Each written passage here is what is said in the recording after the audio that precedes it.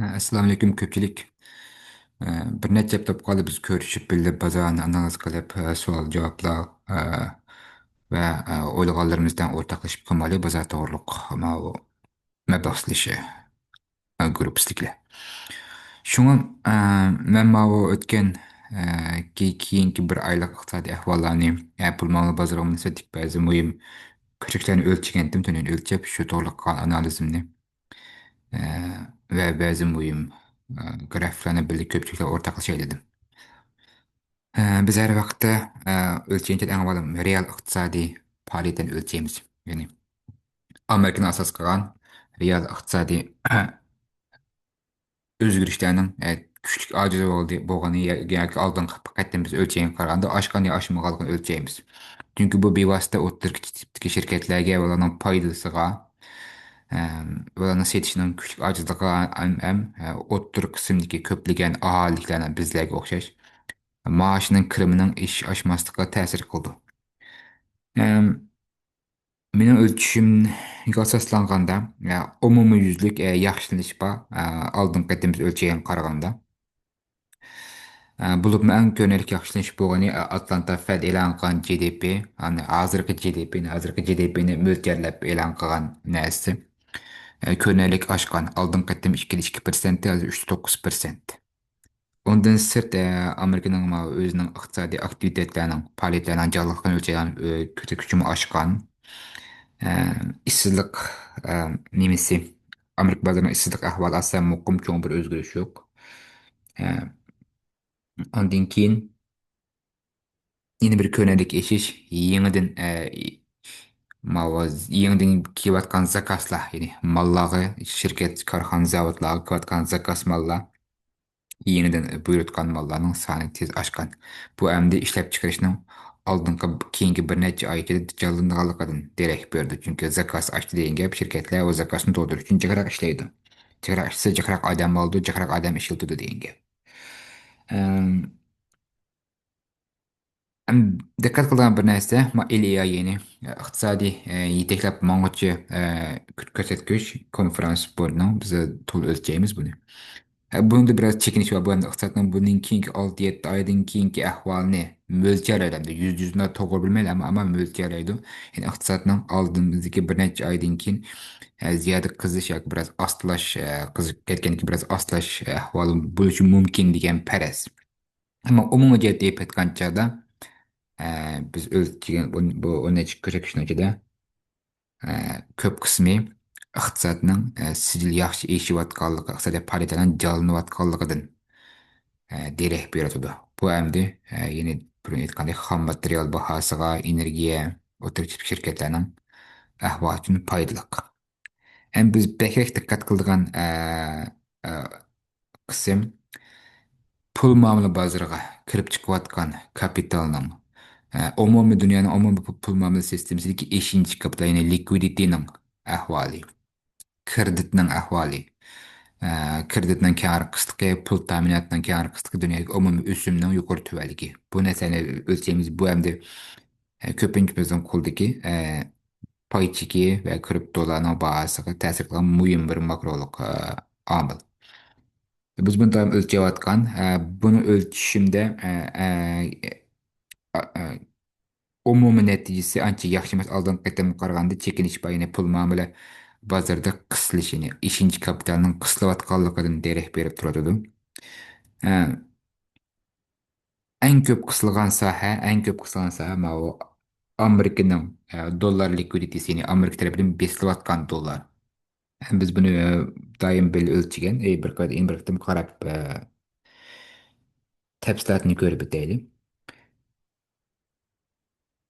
Deb o'tgandek Amerika tarafidan ya'ni pul muomala sistemasiga va real iqtisodga kirgan dollarning 3 manbasi bor. Biri Markaziy bankining besishi,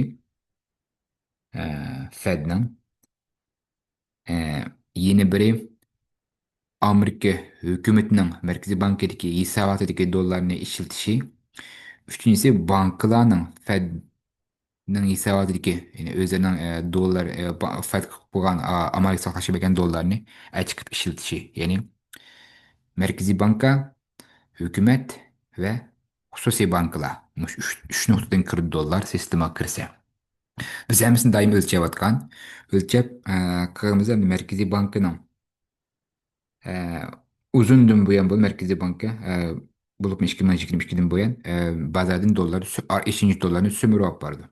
Yani Merkezi Banka'nın hesabındaki umumi zayom bütün pul mamul mülkleri 8-9 trilyon bolsa 2024'nün 10. yılı ne bir ay burun. Hazır hem de bu tahminen 6 trilyon 600 milyar. Yani bir yıl içinde tahminen 2 trilyona yakın pul bazardan sömürüldü. Ama Merkezi Bank'ın bazardan sömürüp algan doların kubul atkan, toxlatkan iki organ var. İki nokta var. Biri hükümetinin Merkezi Bank'daki hesabındaki pulunu toxtumay açık xəşlişi, yani sərf qilishi, andikin banklarning Merkezi Bank'daki işinci pulunu açık xəşlişi, yani bazardan pul mamuliyetini setilishi. Şu biz daim belli nem qilib, tan o'lchash orqali dollarning umumiy ahvoliga hukm qilamiz. Bu keyin qaytam o'lchagan chog'da dollarning umumiy ahvoli oldingi qaytam biz o'lchagan qaraganda 308 milliard dollar pul bozoridan chiqib ketgan. Ya'ni dollar so'mirilingan, 5 dollar so'mirilingan. Bu endi pul bozori uchun foydali ahvol emas.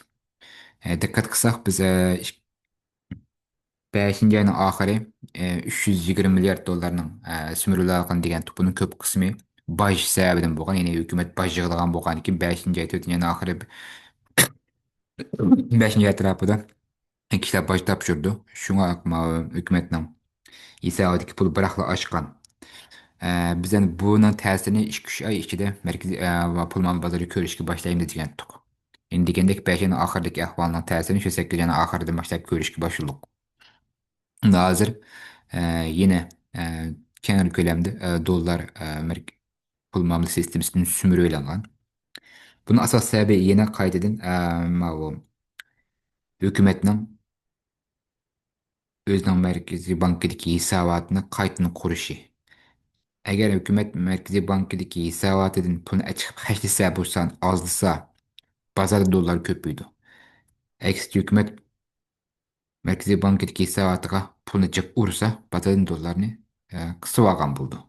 Xuddi mesela bizim o işinci pulumuzni bankaga sep koysak, özümüzün kulumuzdaki naqd pul azaydı ama bankada pulumuz çıkıyordu.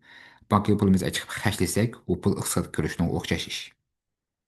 Yani cıgıp etkancada 308 milyar dolar pul malı bazardan ve iqtisatın sümürüylangan. Bu umumi likvidite üçün ancha bek yaxshi ahvol emas. Çoğu merkezi bankalarning umumiy ahvoliga qarasak, çoğu bir o'zgarish yo'q. Merkezi bankalarning umumiy bazaga urgan puli o'zgarishi keyingi oyda 9 milliard e, yo'qni o'rnida degan gap, cho'ng o'zgarish emas. Ammo banklar har bir bank uchun ayrim qaraydigan bo'lsak, e, Fed'ni Amerika Merkezi Bankası'nın çoğun o'zgarish yo'q. Bazadan sümürülen dolar 10 milyard atrofida. Angliya Merkezi Bankası baza 11 milyard atrofida pul urgan. Şu demek bu ikisi yeyishib ketdi degan gap, cho'ng farq yo'q. Ama Avrupa Merkezi Bankası tarafından baza urulan dolar 78 milyard. Bu bir paylık ahval. Xitoy Merkezi Bankası'nın baza urulgan, yani özünün iqtisadiga ve umumiy baza urulgan, sistemaga urulgan pul 115 milyard. Bu mu paylık ahval? Endi Yaponiya Merkezi Bankası hem de en çok 5. kapitalini sümürüp ağaçı bir organ hazırca 163 milyard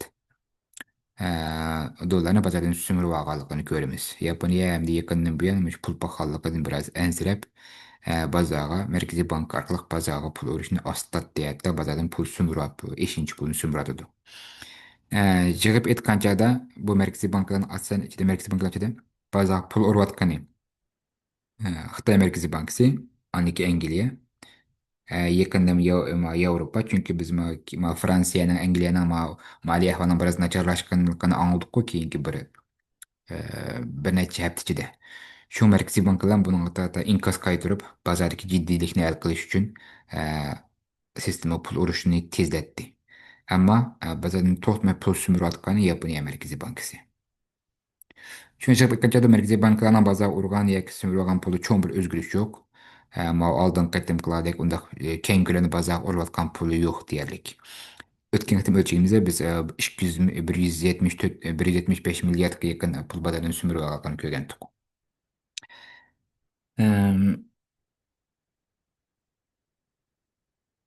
Yukarı ahval şu. Onda başka yine bir çoğun özgürüş mavu. Hükümetten çıkarılan kısım üretik sayımlarının sanının azlışı. Aldın qaydamda hükümetin ait köp miqdarı kısım üretik sayım çıkardı. Bu kısım üretik sayım ne bazaga çıkar diyen gap baza hükümetin bir vasıta pul baskına okşaş bir iş bölümü. Bunu ötken düşendügen. Bir aylık, 3 aylık sayımlarını bankalar xuddi pulga o'xshash ishlatadi o'zaro bir-birisiga qazlaganchada olganchada. Buni soni ozilsa, bozorga kirayotgan ishinchi kapital ozildi degan gap. Chunki buning ahvolimi oldin qaytamda 7 oyda bozorga urgan pul hukumatning chiqargan qismidagi sayımları e, 2-3 trilyon ekan. Hozir 2 trilyon tushibdi, ya'ni 300 milliard atrofida kemish bor. Bu mümkün bazarın işinci kapitalini likviditini kısıtlayan bir ahval. Hmm. Onu başkalarda başka нәрсе ahvalar çoğun bir özgürlük yok. Bir нәрсені мау ötken aldın qatamda Fed'nin üstün düşürüş doğruluk bazar biraz hayacanlangan. Hazır o hayacan aslan tügidi. O нәрсе bahar iş bağlanıp oldu. Doların ahvalda biraz esli geliş var. Dolar düştün toxtab kaldı. Bu mu bazarın likviditini kısıtlayan bir ahval.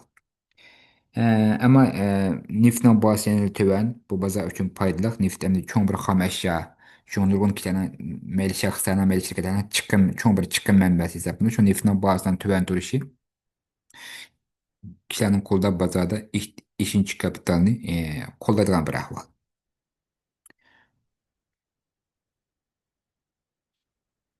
Andın ki ama yine bir küçük bir noktanın ölçeğime ma o bazardaki işinci kapital ahvalini yani stable coin lanan DeFi sahasida uzun müddetke qamalgan stable coinlarning umumi miqdarini.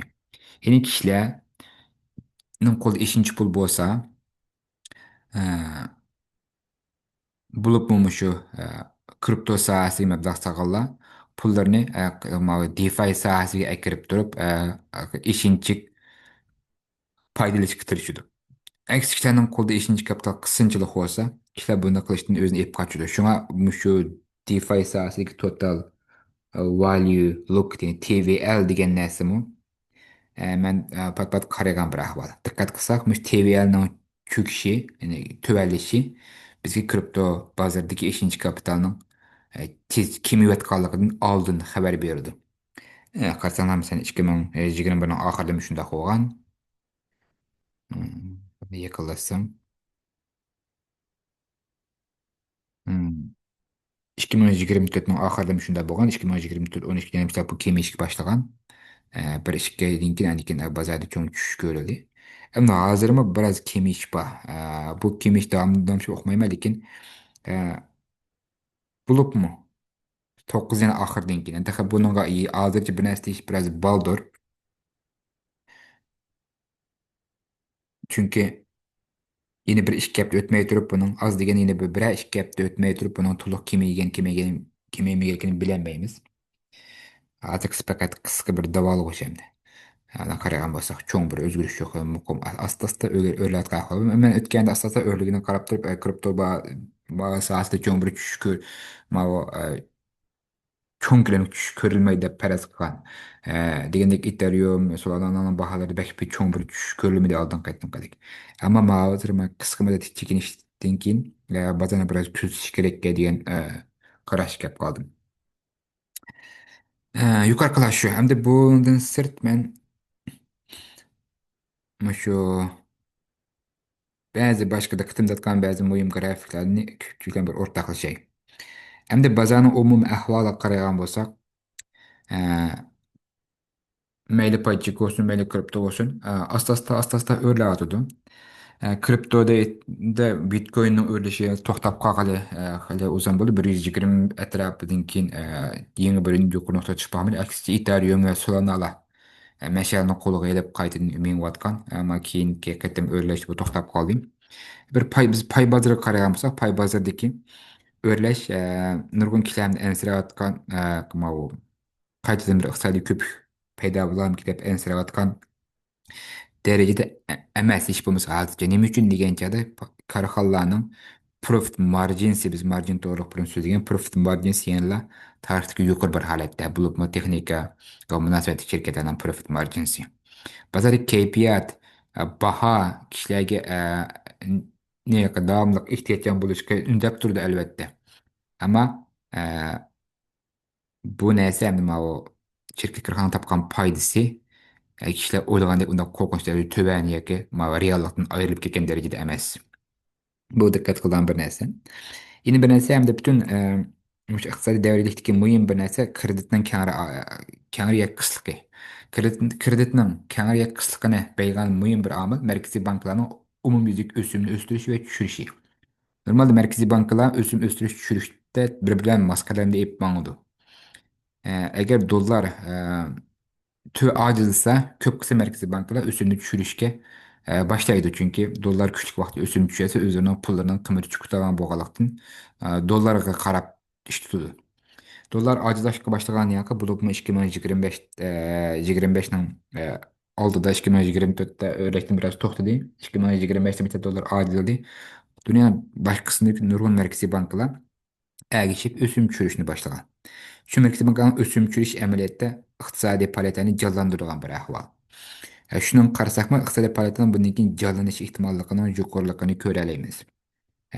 Sen tabi burunqu əhvala qaramsaq, merkezi bankanın ösüm çürüşü iqtisadi fəaliyyətinin maişi sıxçı umum merkezi bankanın oturucu ösümü yalnız Amerika'nın emas, dünyanın baş qismındakı bulubun tərəqqi qıvatqan dövlətlərin merkezi bankalarının muaxsıq Amerika'nın işsizlik ama Amerika'nın nemesi ishlab chiqarish ahvoli, yasimchilik ahvoli. Qaragan bo'lsak, markaziy banklarning o'simining e, yuqori tuban bo'lishi iqtisodiy faoliyatlarga ta'sir qilgan ko'rinadi. Shunga qaragandimi, hamda hozir oldimizga bir necha oyda yoki hech bo'lmasa 6-7 oy ichida iqtisodiy faoliyatlar Amerika markaziy kanalida jonlanishi mumkin degan farazni qildi. Albatta bizning abay o'lchagan sonliq ma'lumotimiz bu nuqtani dalillaydi. Çünkü biz ölçeyen jarım iqtisodiy faoliyatlarning jonlanayotganligini o'lchadik emasmi? Ko'rdik.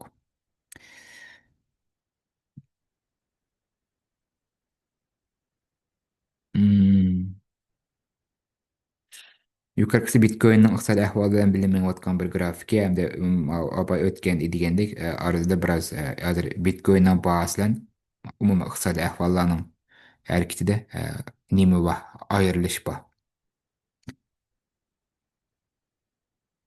Endi mening o'lchagan pul muomala bozoridagi 5 kapitalning kam qismini o'lchaganimda ahvol oldingi qarta biroz nachar chiqdi.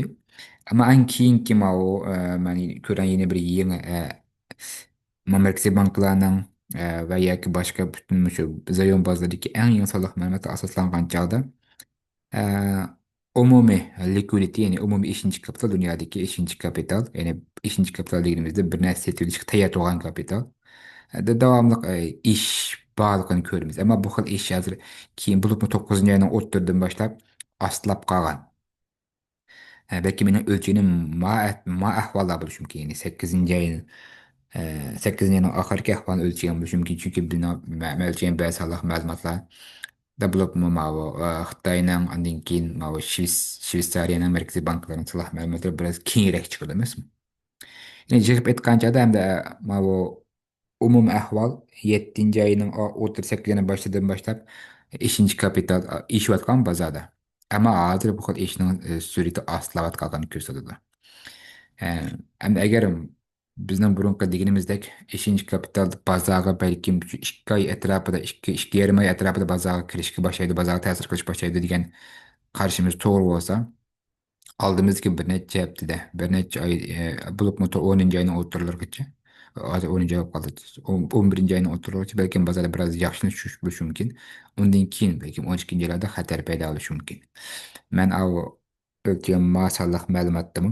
Abay deganimizdek, bu dollarning ahvoli qarasaqmi, har qaytamizda dollarning umumiy bozordagi dollarning ahvoli chekinish, bu ahvol chekinish bo'lib, bu taxminan bir qancha aydan keyin, 2 aylardan keyin, 2-2,5 aydan keyin bozor ta'sir olib qarasak, masalan, 10 ayning bulti 10 aydagi chekinish shu 2-2,5 aylardan keyin bozor ta'sir qilishga boshladi. Ma 5 aydagi chekinishmi shu 8 ay, 9 aylarda bozor ta'sir qilishga boshladi. Bechen oxir 6 ayning 5 chekinish. Bechen, bu mu balkim 9 ayning oxiridagi ahvol, balkim shu 11 yilning oxirlaridan boshlab bular ta'sir qilishi mumkin yoki 11 yana 5 yuz bir narsa demaymiz, ammo dollar bozoridagi 5 dollarning ozlishi dollarning bahosini o'stirgan bir ahvol. Dollarning bahosini o'stirsa bozordagi likvidite qisilishi mumkin. Mening farzimcha oldimizga 1-2 oyda biroz bo'shliq bor o'sadigan, ammo undan keyin xatar olib ketishi mumkin deb o'yladim. Hamda Bitcoin'ning o'zining ahvoliga qarasak, Bitcoin'ni Bitcoin mening farzimda Bitcoin 120 ming ustiga chiqib, qaytin uning usti o'rlayamaganlikni mening kallamda hozir Bitcoin eng yuqori nuqtaga chiqib qolgan bo'lishi mumkin degan faraz avib qoldi. Ya'ni bu xil andishchu. Balkim boshqa masalan Ethereum, Solana va yoki boshqa altcoin'lar texi yuqori nuqtaga chiqmagan bo'lishi mumkin, ammo mening kallam Bitcoin yuqori nuqtaga chiqib bo'lgandek bir xil andishi bor. Balki meni 140 ming chiqishi mumkin bu narsa demayman. Bu yerda 150 ming, 200 ming chiqishi mumkin, uqmayman. Agar likviditini eshishi davomli eshib masa ishinchi kapital biz buni davomli o'lchaymizda. Ammo ma bir necha xil ahvol meni ansab turadi. Ya'ni ma grafik qaragan bo'lsak, bu bozorda har qatimliq Bitcoin'ning kriptoning emas, Bitcoin'ning cho'ng davriyligida uzun muddat tutib qo'l tutib turganlarning setish ahvoli.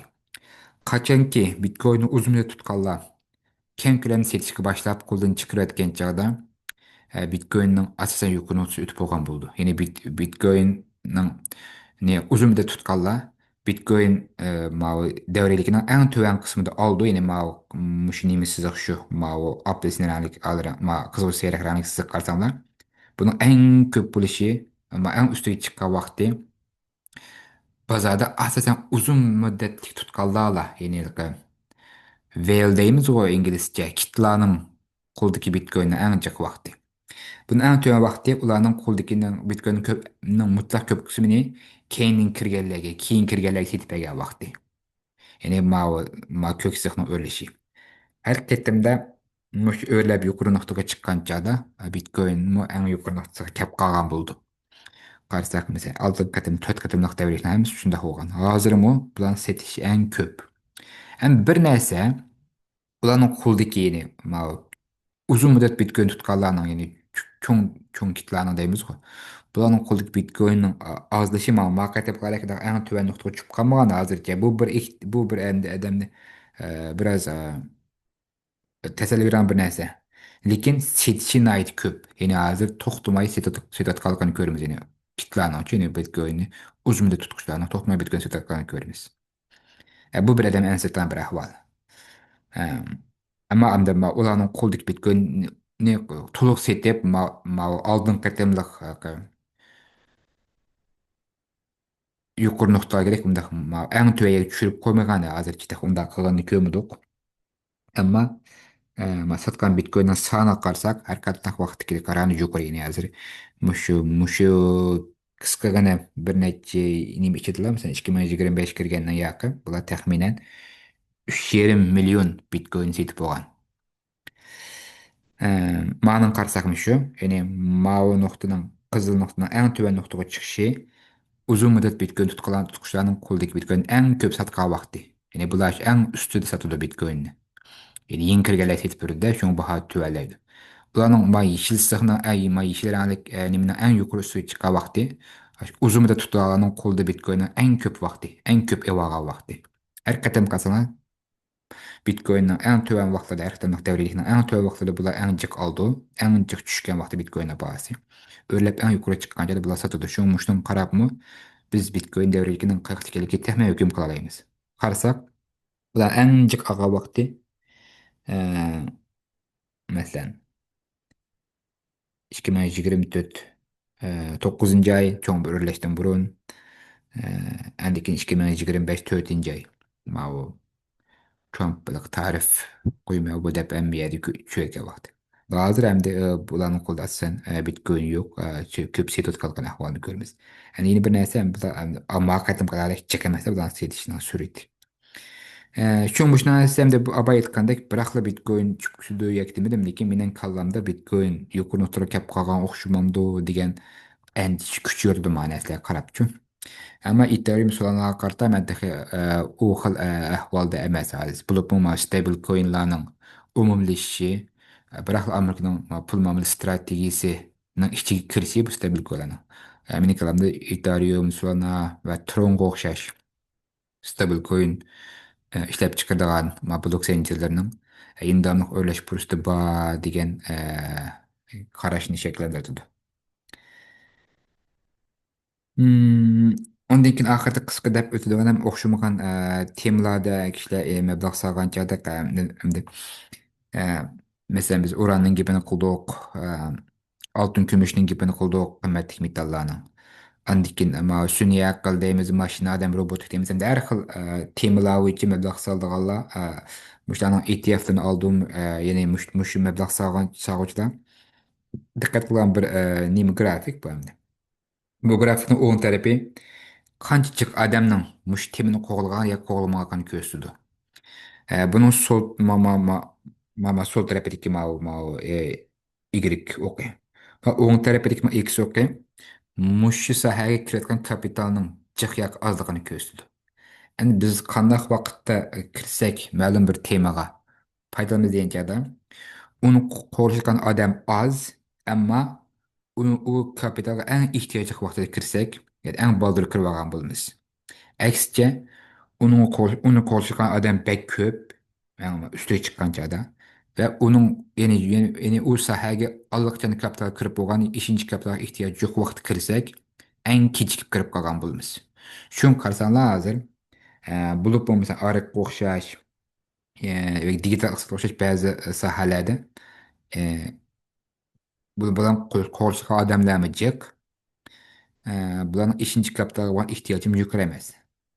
Buni ichida tamom masalan oltin konlar bo'lmasa ba'zi ETFlar bor. Aksicha muhim kritikal materiallar uranium o'xshash metal qanchalik sohalari bularni qo'shgan odamlar jiq. Ama bularning kapitalga bo'lgan ehtiyojim jiq. Ya'ni bular shunga o'rlashga boshlab bir qism o'rildi. Ya'ni buni biroz o'rlash bo'lishi mumkin, ammo oldingi e, nimaga o'xshash ya'ni ya'ni 3 oy yoki bir necha oy burunga o'xshash unda bak o'rlab ketadigan ahvoli biroz oz, lekin yana kapitalga bo'lgan ehtiyoji bor. Endi eng ko'p kishilar kirish tegishli sohalar qaysi desa, kapitalga bo'lgan ehtiyoji kuchlik. Ammo teğet kishilar qo'g'lab kirmagan sohalar. Mavi uran, qanchalik bularni kapital bo'lgan ehtiyoj kuchli, shunga bular yine aldığımız yine bir necha yil o'tishi mumkin. Buni hech kim deyilmaydi, ammo nurg'un kishilar hozir bu sohalarga qiziqqan bir ahvolda. Mao masa hala kishilar to'liq qiziqmagan, ammo kapital bo'lgan ehtiyoj kuchli sohalar. Shunga bular balkim ham bundan keyingi bir necha oy ichida yoki balkim bir oy bo'lishi mumkin. Ondan o'rlab menishi mumkin bo'lgan sohalar. Masalan, energiyaga munosabatlik ul muassasa qurilishlari, Amerikaning o'tirg'ich tipdagi shirkatlari, ishlab chiqarish bazalari, andagin robotik mashinada va avtomatlashtirishga munosabatlik sohalar. Yuqoriqilar asosan bugun shu bozor to'g'riliq, iqtisodiy ahvol to'g'riliq, bozordagi ishonchlik to'g'riliq deyilgan gaplar. Anglab chiqib, ko'rib chiqib, savol bo'lib qolsa, qo'ysanglar bo'ldi.